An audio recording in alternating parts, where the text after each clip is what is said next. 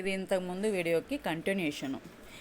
అలాగా శక్తి పటం కట్టుకున్న వాళ్ళని తీసుకొచ్చిన తర్వాత వాళ్ళకి పూజ చేస్తారు. పూజ చేసిన తర్వాత ఇలాగ నాట్యం ఆడుతుంది ఆ విగ్రహము.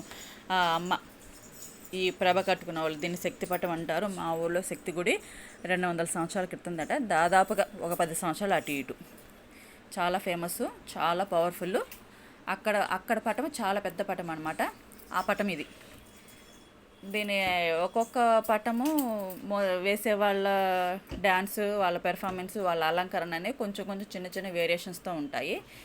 ఇళ్ళకి పిలిపించుకుంటారు. ఆ సెంటిమెంట్స్ వచ్చి ఇలాగ ఆడితే ఏదో మనకి మంచి జరుగుతుంది, అనుకున్నవన్నీ జరుగుతాయి అని.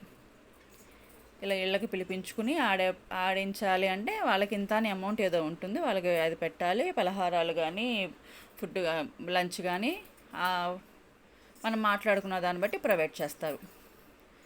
లేదంటే స్నాక్స్ అన్నా సరే పెట్టి పంపించారు, ఉట్టినే పెట్టి పంపించరు. దక్షిణ ఇంత అని ఉంటుంది మినిమమ్. వీళ్ళు నిర్ణయిస్తారు ఏ సంవత్సరం ఆ సంవత్సరం, ఏ పట్టానికి ఆ పటం సపరేట్గా ఉంటుంది.